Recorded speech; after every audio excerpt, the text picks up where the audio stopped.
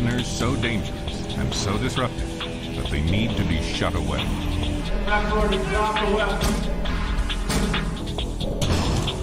Shut away in a maximum security prison.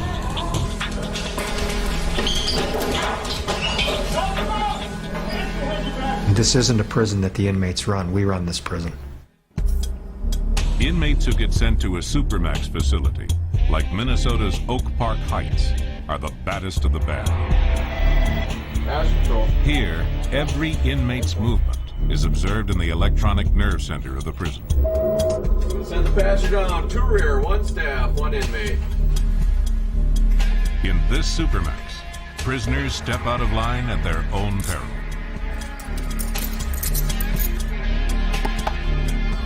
But they can be out of their cells from dawn to dusk if they agree to be rehabilitated. To us, it makes good sense to try to do everything we can to change the behavior that brought them here.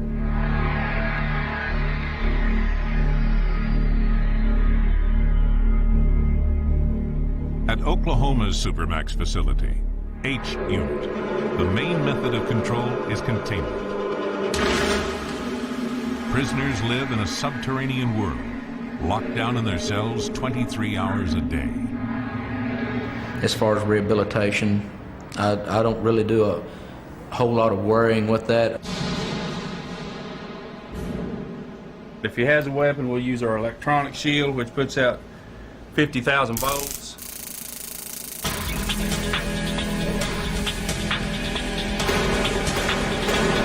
Maximum security prison.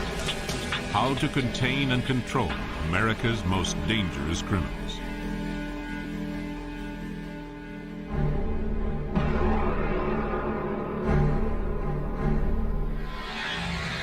Oklahoma's answer was to open H Unit in 1991, located near the Midwest town of McAllister. No one's ever escaped from this institution. It is a multi-walled cement structured building. It's underground. There's a lot of dirt around the outside perimeter of it. Never say never, but it would be highly difficult for somebody to get out of H Unit. You are literally underground. You can see no trees, no grass. You can see no land horizons. You cannot see any sunsets. You cannot see any sunrises. You're buried alive in an underground cell, 23 and 24 hours a day.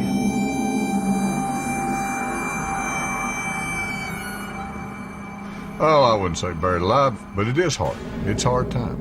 There's no way around that, but it's meant to be hard time.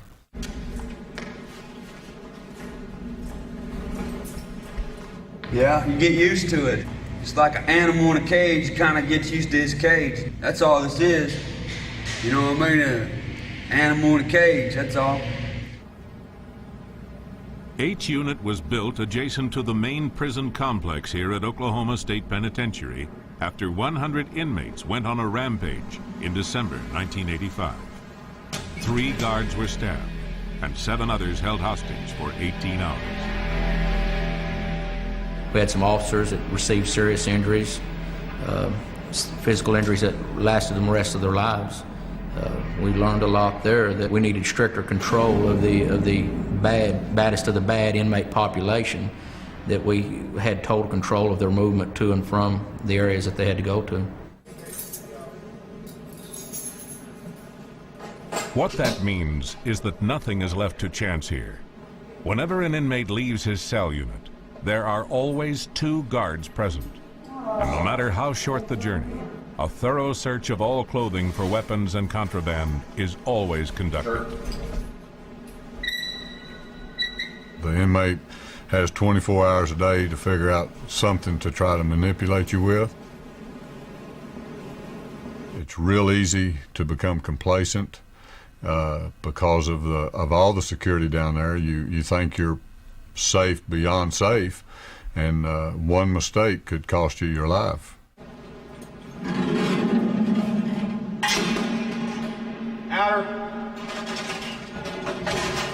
It's virtually a non-contact unit for staff. We can move an inmate to the shower, to the yard, and without ever being face to face with that inmate, without bars between us.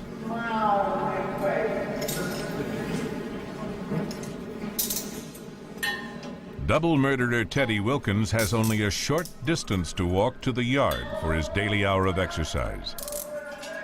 But he's still restrained with handcuffs behind his back and leg irons on his ankles.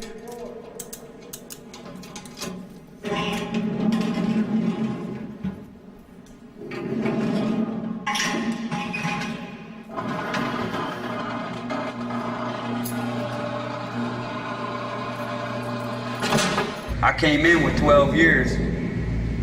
You know, I caught all this time in the penitentiary, man. You know, so I didn't kill nobody on the streets. Teddy Wilkins was jailed for an armed holdup, but life on the inside can exact its own sentence. He's now serving 2 life terms and a further 60 years imprisonment for murdering 2 inmates at 2 different prisons. Self-defense. I had issue with another convict, and it went all the way. I'm not proud of it, I'm not happy about it, it's just something done. I don't regret it neither. I did what I felt I had to do. I'm not a kill freak or anything. In this Supermax, high security risk prisoners have no direct contact with any other person other than guards, ever. I think this whole solitary thing makes it worse, because when I went out of state and I was around people, I didn't know how to react to conversate with them. When they said something, I would take it wrong. We don't ask them to come here. With their misbehavior and management problems, they earn their way here. Danny. The most troublesome prisoners are housed in the administrative segregation unit. Here, cell counts are done up to 10 times a day. 3 of the 50 inmates are on suicide watches every 15 minutes. Let me do my count first. Some of these are very bad. We got guys over here that have killed their cell partners. Watch. When we do our daily counts, they are known to throw stuff on you. Urine, feces, mixture of both. It just depends. We got to make sure that there's nothing that's the individual can have in their hands or anything like that that can possibly cause harm to the officers on the run. They can make a weapon out of just about anything. They can take a tray. They're served a tray. It's a plastic tray. They can heat that up and then cut them a piece of plastic out of that tray in the shape of a knife, pointed tip on it.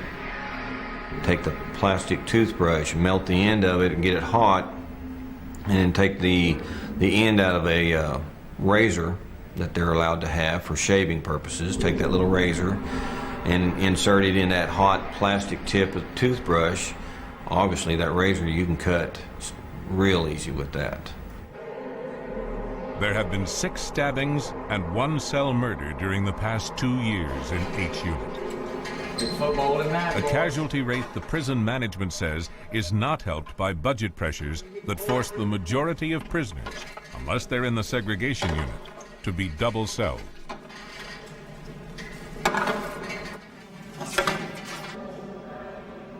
We try to screen to make sure that we don't have enemies in cells together. Sometimes they create an enemy just by being locked in a cell with him. We try to separate those, but we can't be 100% successful at that. Oh no, that's another story. I've had some inmates in my cell that's I don't know. I think they were placed there strategically to maybe cause harm or to get me to go off on them or something. And some of them was very bad.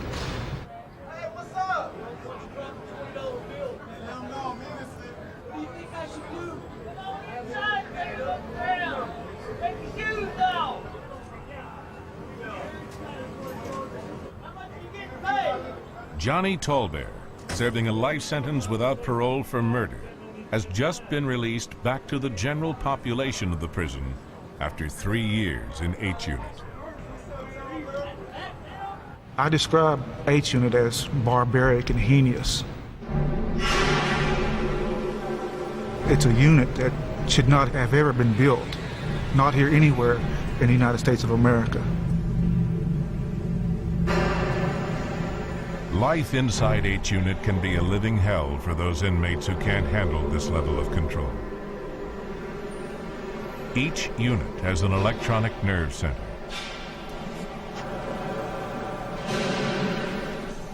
No cell door opens without its involvement, and no human movement happens without its being aware.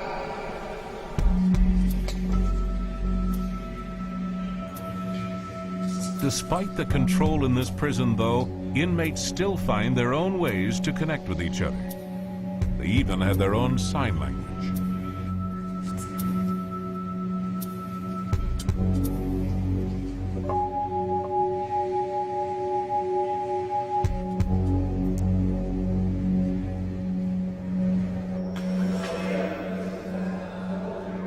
These prisoners may be denied human contact.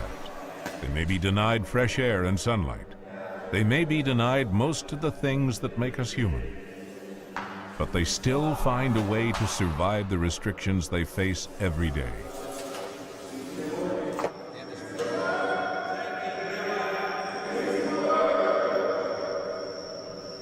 Despite the prisoners' ingenuity, H Unit does house Oklahoma's most dangerous prisoners, and they treat them accordingly. There is no way this Supermax prison's about to relax its hardline stance. They want this and they want that, and they're not going to get it. But it is tough, but it's meant to be tough. And they know that. Inmates refuse to cuff up. Let's get him against the wall again. Put him down on the ground. Handcuff, leg iron. I'll give you the command. Stand him up. Put him against the wall. Listen to my command. Go.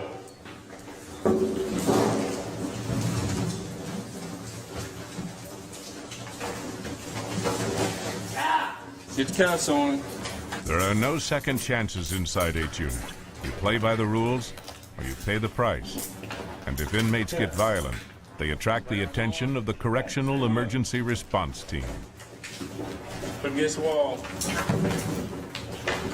If he has a weapon, we'll use our electronic shield, which puts out 50,000 volts. The shield man will enter that. We'll go to the cell door. We'll fire this off a couple times, let him see it. And if he still doesn't comply with the orders, we'll enter the cell. Shield man will pin him. Use this, and we'll take it from there.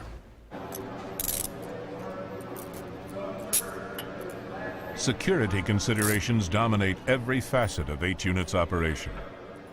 Any disruptive behavior is slammed hard. Anytime a prisoner leaves his cell block, he's in restraints. And in this prison, educational and job programming don't exist at all. Let them try to correct themselves instead of just throw them away and forget about them and lock them up in an underground cell. Give them some activities, give them some social activities, something where they can better themselves, schooling, some kind of education, some kind of work. They don't deserve a job if they're on H Unit. They've proven themselves to be management problems or some type of problem, and we do not want to have problem makers out down here. Prisons are not set up for rebuilding. They're set up to break you down, to keep you down, and to destroy that spirit in you so you'll just become almost non-existent. Terry Kinney, a former heroin addict, is in prison for 100 years and 1 day for his second armed holdup offense. Have I changed? Am I an armed robber or a drug addict today? No. And I haven't been for years now. But I still did something 20 years ago that a debt had to be paid for. Now, I might not like having to pay it. I don't want to pay it. And I think I'm ready to move on. But if they want me to do that 100 years in a day, I've got to do it. Terry Kinney's grim existence is lightened once a month when his parents and sister get to visit him here in the non-contact visiting area. His family is separated from him by a 2-inch thick bulletproof glass window and bars. I'll get you in a second. How you doing, son? All right. This is not good. This is alien. So have you been busy this morning?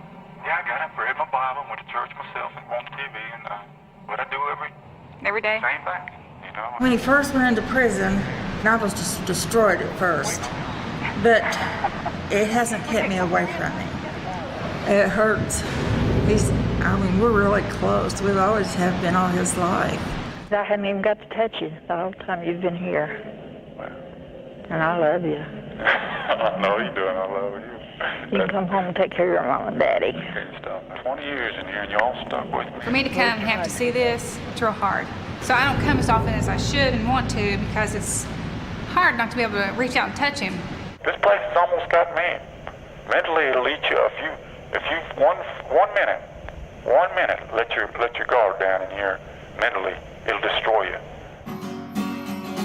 There's been a change in me. Jesus saved my soul, set my captive spirit free. There's been a change in me. This world can't understand. These prisoners, who ask that their faces not be shown, don't get to have family visits. They can, however, get a special privilege here in H Unit if they are one of its 147 prisoners awaiting execution on death row. They get to go to church. But this is no ordinary church. The preacher's separated from his flock by bars. I heard a word yesterday morning talking about the Lord accepting the good and the bad. I thought, boy, I'm glad he accepted the bad. He accepts the good, bad, and the ugly, don't he? Amen. I've got a peace in my heart. It's hard. We do services in other prisons and in other parts of this prison where we have contact and we're able to fellowship more like in a regular service. And it's hard. And of course they're handcuffed and they're chained. And there's a constant, of course, reminder that it's like it is. Oh, there's a word from the Lord, when I get still enough to hear it, that'll take me through the coldest, darkest night. I'm in here for a capital murder charge, first-degree murder, and I'm in here sentenced to death. That everything's gonna be all right.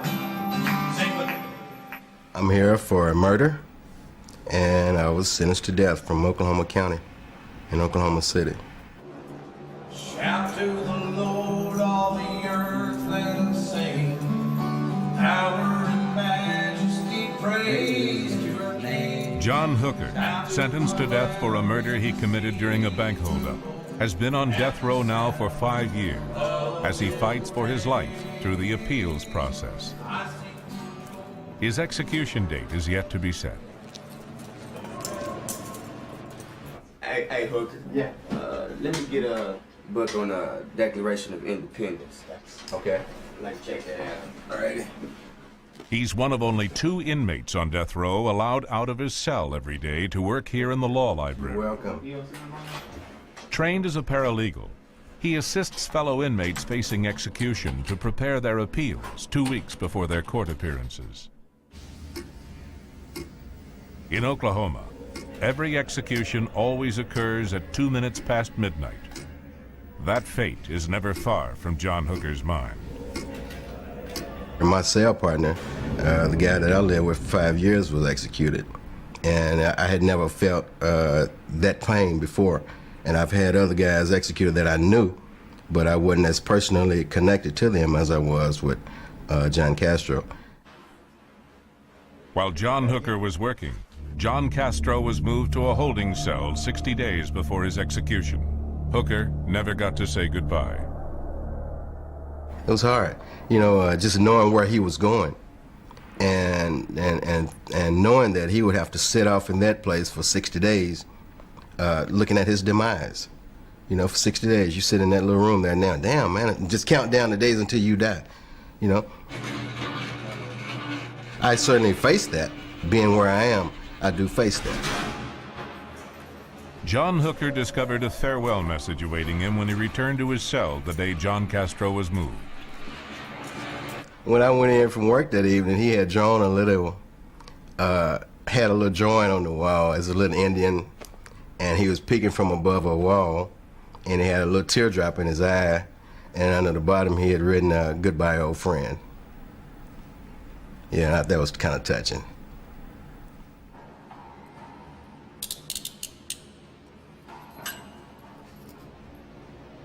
One way or another, I'll be off death row within a year.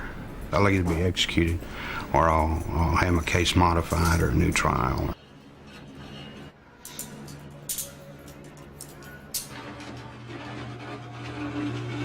Jim Hale, a former oil field worker, was involved in a bank heist that went murderously wrong. He didn't pull the trigger, but received the death penalty for being an accessory to murder. After 15 years on death row, he's reconciled to his fate. I've seen executions take place. I mean, I've not physically been there, but I mean, I've seen the guys leave the unit. So it's just one of those things that it's reality. So you have to deal with it. Jim Hale also has a privileged job working here as a paralegal in the law library. Okay, now this we're appealing whenever we filed that application for your freedom of information that the FBI withheld when you went to trial.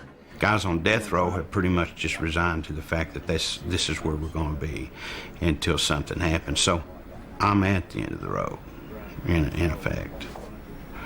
It's just something that's there. I mean, you don't need to discuss it. On the night of each execution, the condemned man walked his final walk.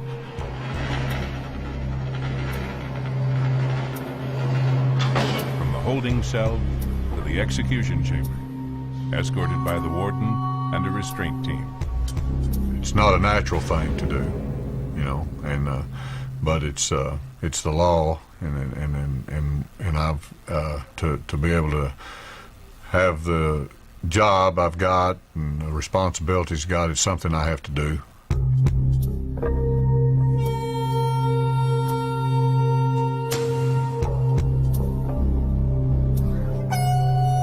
At least 99 men have been executed at Oklahoma State Penitentiary this century. On the fateful night, both the condemned man's family and that of his victim are invited to witness the execution by lethal injection. Media are also present. He goes out a whole lot more dignified and humane than what he did to put him there. The victims that they've murdered didn't get some of the choices that this fella's getting, you know.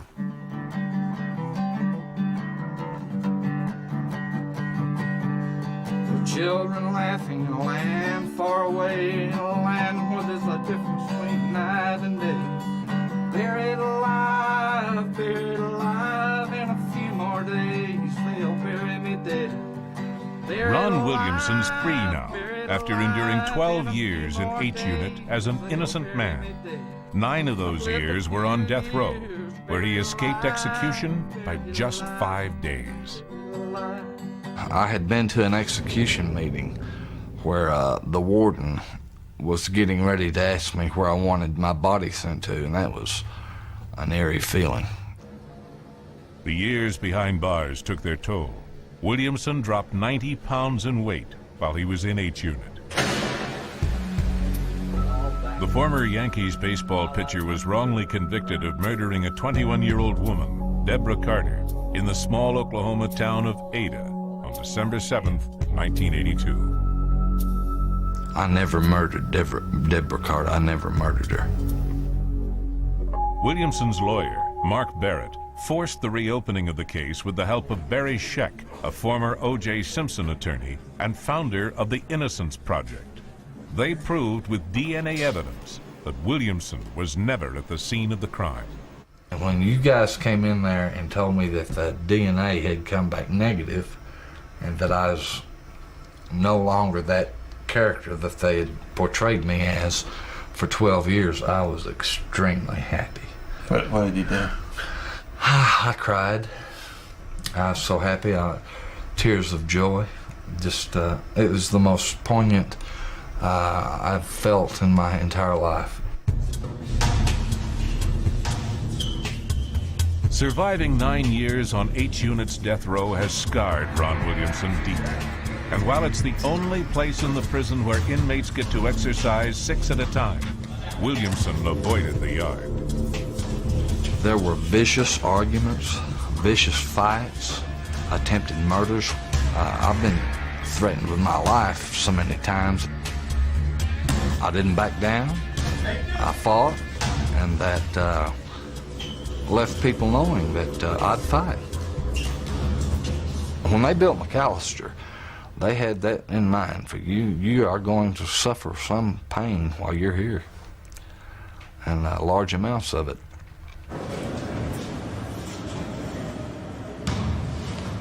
That facility functioned for Ron Williamson as mental torture, and I suspect it does to many other people.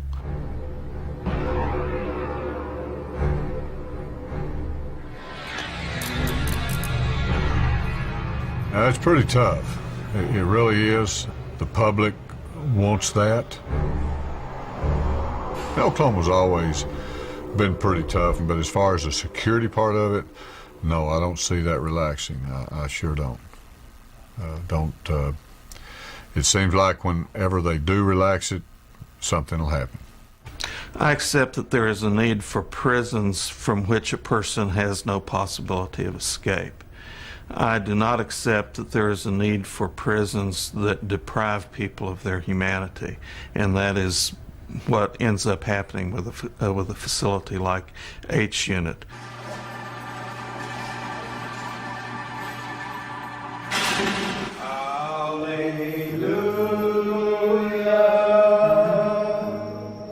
There are no second chances in H Unit.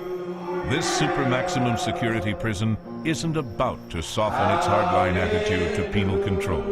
In Oklahoma, H Unit is real hard power.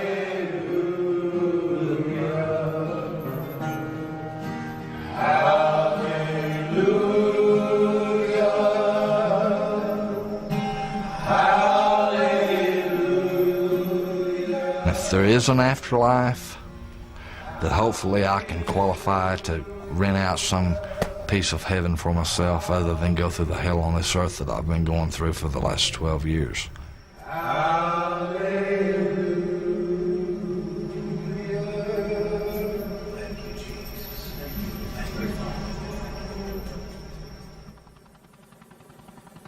Snuggled into the lush prairie grass near Stillwater, Minnesota, lies another Supermax prison.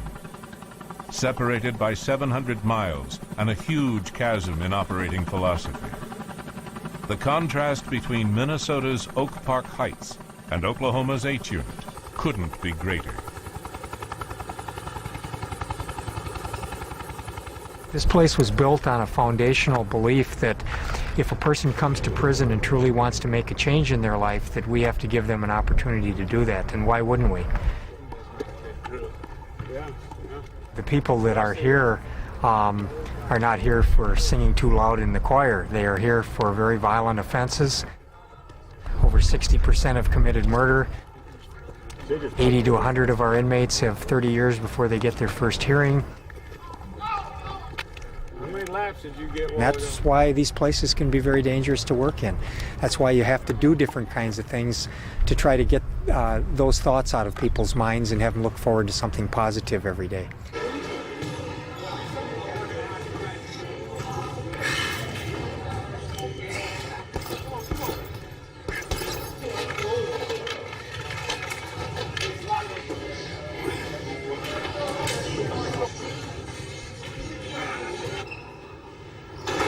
Warden Jim Bruton presides over a management program that is unique to any super maximum security prison in America.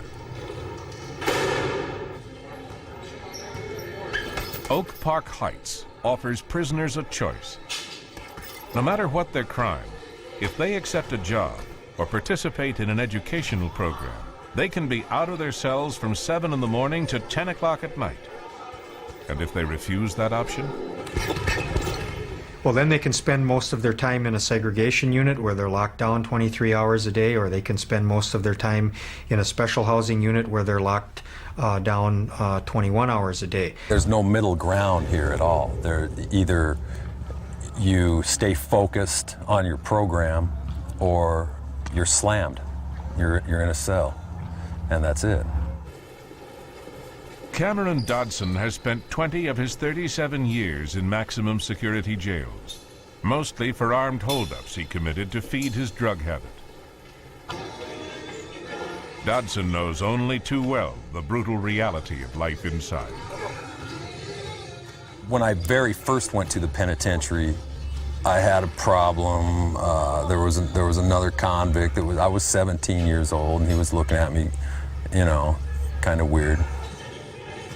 Fearing a sexual attack, Cameron Dodson approached the leaders of Aryan Brotherhood, the white supremacist gang that dominated inmates' lives at Washington State's Walla Walla prison.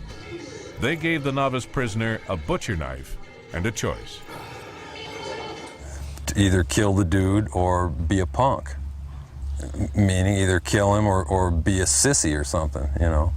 And so I stabbed the guy right in front of the tower, you know. He survived, yeah.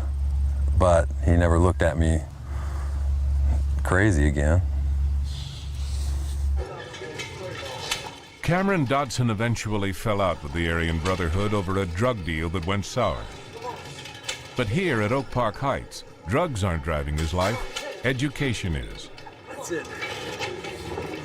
I'm almost done with my AA, and I'm setting up a bachelor's program right now. I'm going to major in political science with a pre-law emphasis, and then I'm going to go to law school when I get out. Maybe that education, maybe the literacy programming that the individual's involved in, or that college degree will prevent them from committing a crime on the outside. The prisoners who have taken the option to study get to walk unescorted to their classes. Their freedom of movement, however, does come at a price. They are pat-searched and scanned by metal detectors whenever they leave one unit for another. We're always on the lookout for weapons and contraband. There really is no other way to detect contraband than by scans, body searches, metal detector use. It helps keep the neighborhood safe. This could be any college library. It's not, though. These students are the toughest and most dangerous criminals in Minnesota. Yet they want for nothing here at Oak Park Heights. All the best-selling books and magazines are available, along with a selection of over 2,000 videos. Computers are also accessible, but access to the internet is denied. I'll check this out. Sure. Librarian Sandy Vadnais has a body alarm she can activate if her safety is threatened. A SWAT team will arrive within seconds, but Sandy's never had to push the button. We have less trouble every day than a typical high school class.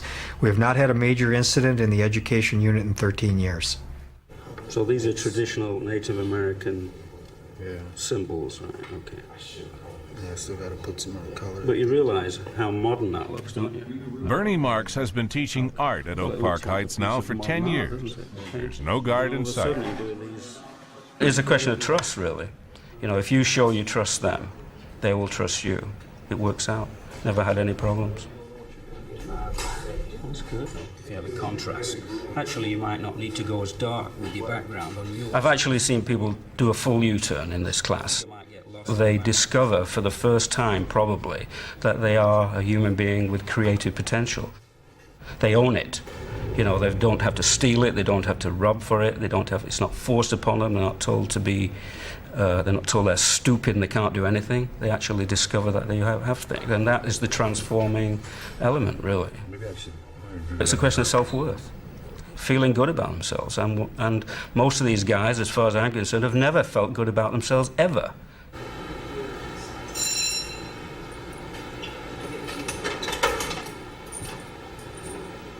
At Oak Park Heights, unlike H Unit, high-risk prisoners like Keith Groove still get out of their cells to work, so long as they behave.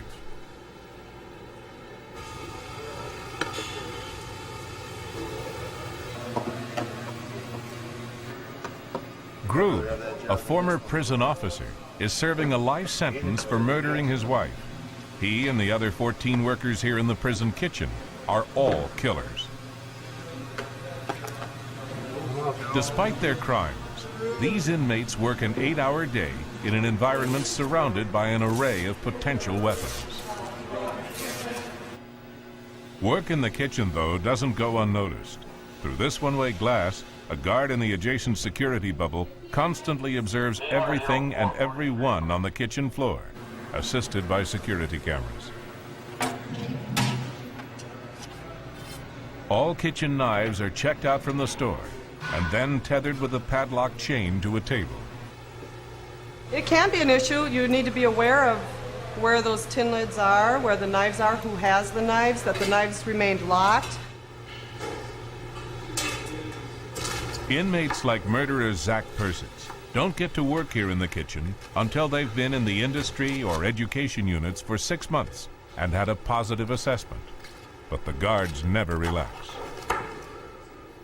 I worry about my safety anywhere in the facility. I wear a body alarm, so I can just press this. I'll have a squad response in case of an assault or if there's a fight.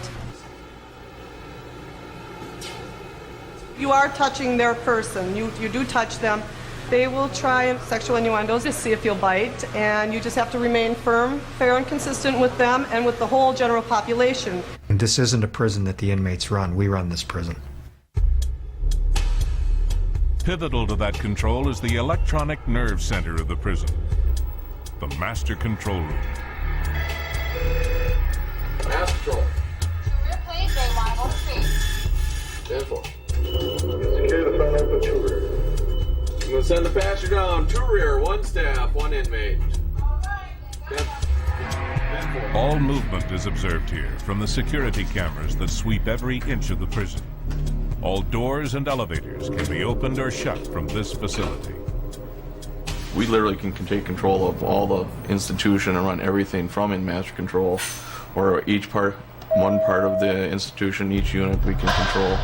We give the power to the units, we can take the power away from the units.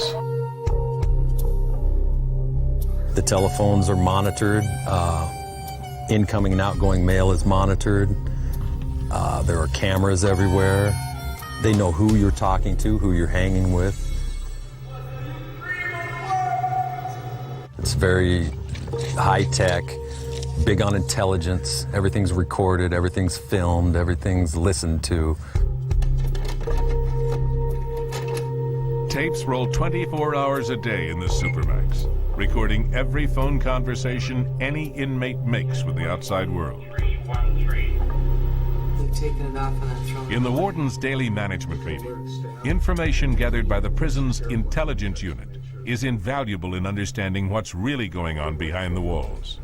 He's the guy that's involved in those murders with those 5 guys. I was told in the mental health unit yesterday that he is living in an absolute imaginary world. He doesn't get it, he doesn't understand it, and at some point he's going to realize that they're probably going to change his second-degree murder to a charge of first-degree murder. So, Monitoring him as we have, we kind of get a little bit of a different aspect. He's told his mom, I'm going to probably be doing 40 years here because they're going to be trying to indict me on first degree.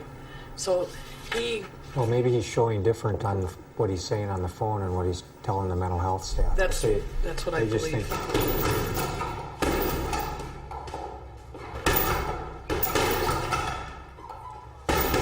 There's room for a potential violent outcome here. But it seems like the minute something occurs, they're there so quick. It's almost like you would stop and say to yourself, this cell is bugged. You know what I'm saying? That's what crosses your mind. You know, I mean, if you fart in here, before the smell get out the room, the administration know you broke wind.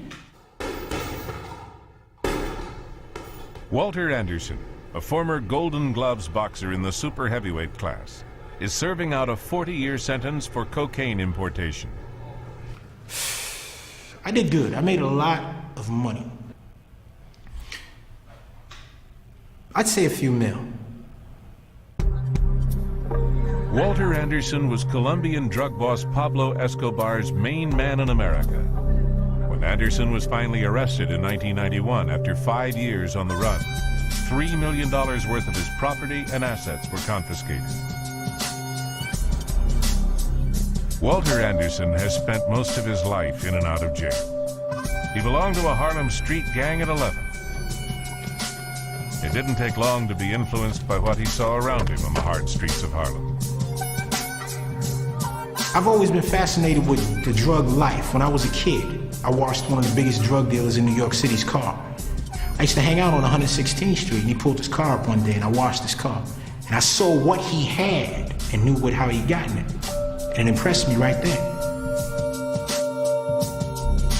By 13, Anderson had already been questioned for a murder. The street gang he was in was subcontracted by the mafia. We went from just selling drugs on the street corner to kidnapping rival drug dealers, extorting rival drug dealers, murder for hire, you know, and we had a good name for ourselves. At Oak Park Heights, Anderson has fallen foul of the rigid rules that drive life in the Supermax prison.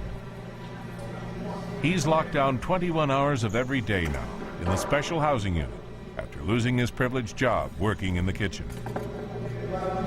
You know what happened? I would go back to the unit to call my attorney, to call the stockbroker, stuff like that, every day at a certain time, like at 10 o'clock. Then what would end up happening was I would basically forget to punch out. Then sometimes when they checked my cards, they saw that there was times where I would go to the foreman and say something, then he would write it in and correct it, and there was times I didn't. Then I didn't. Not that Walter Anderson's complaining too much. In all honesty, since I've been over there, I kind of like this. I exercise in the morning, I go to the yard, I run, I come back, we go to the gym, come back, take a shower, and I ain't got to work. I can see you're still in shock. If I was good at working, I would never came to jail in the first place. You know, I'm an equal opportunist, an entrepreneur, and this makes it difficult. So I'm not all that hopped up about working, but like I say, I go along with the program.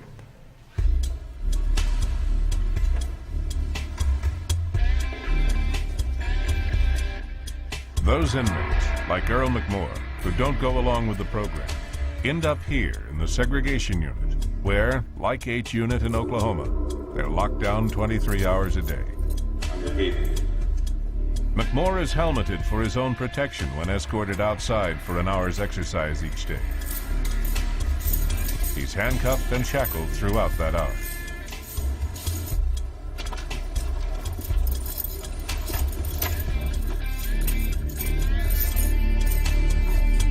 Prisoners can work their way out of the segregation unit to a less restricted security status with good behavior. Good behavior will get you good rewards. Bad behavior will be severe penalties.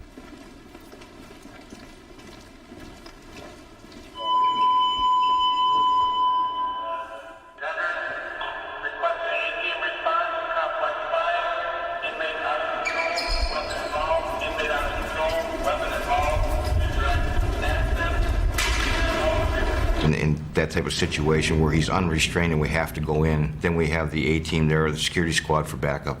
Now, the inmate up in room 202 out of control. He's brandishing a weapon, threatening staff. Okay, suit up. Staff in the segregation unit as well as the security squad received some additional training in chemical irritant use, cell entries, using a shield type thing for staff protection.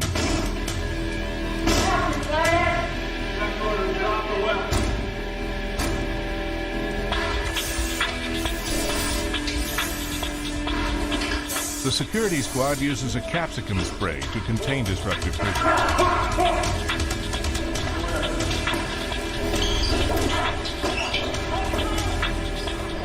The spray makes an inmate's eyes water, irritates his skin, and affects his breathing.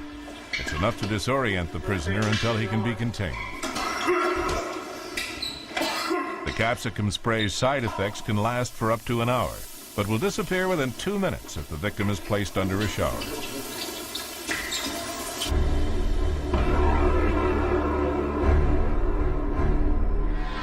Oak Park Heights is no candy-coated Alcatraz.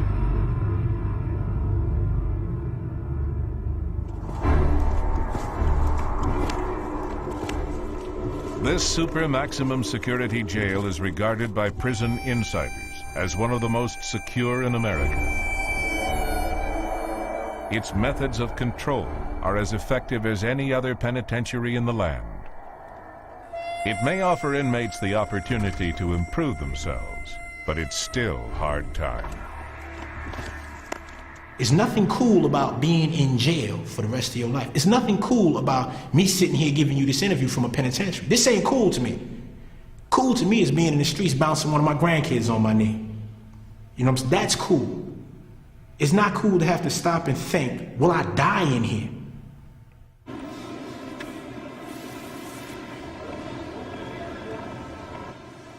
Here, prisoners may get to work.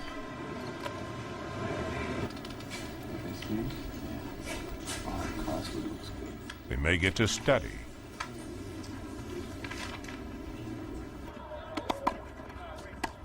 They may get to play. But they play by the rules, or else. Yes, we are given those choices, and I think choices are things that we need for a healthier relationship with ourselves and with the people around us. Well, we're pretty close here, Al. Okay, I've got a document over here that's a court decision. We can help. Thinking creatively rather than violently is a radical departure for Alejandro Garcia, who edits the prison's newspaper. He spent 28 years of his life behind bars, much of it until he came to Oak Park Heights as a key player in the gang, the Mexican Mafia. Garcia's life on the inside has been brutal.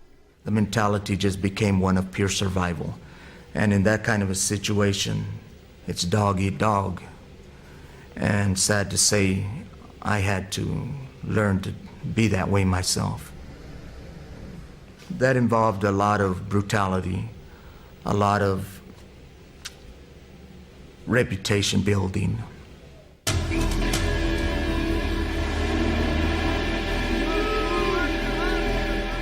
Garcia was one of 4 ringleaders behind the brutal Santa Fe prison riot in New Mexico in 1980.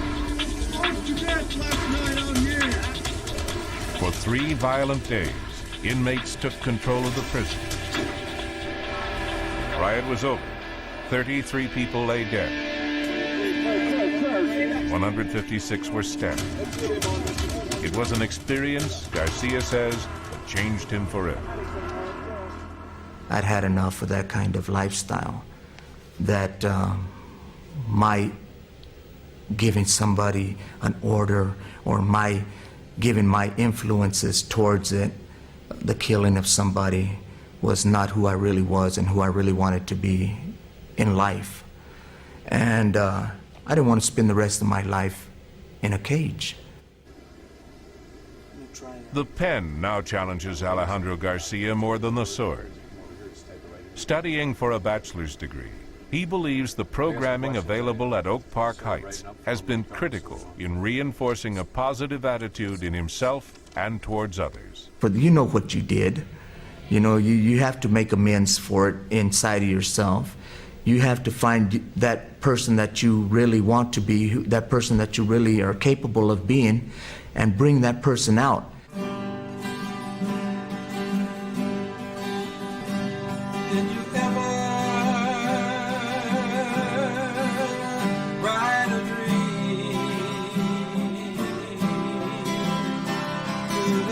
For these hardened criminals, Oak Park Heights offers them a way forward no matter their crime. The music they write is not of violence. It's not of survival. It's about dreaming of another life, another way, a world they left behind. Whatever you may have committed in the past, if you can make something better of that person that did that back then you obviously come out a better person. Did you ever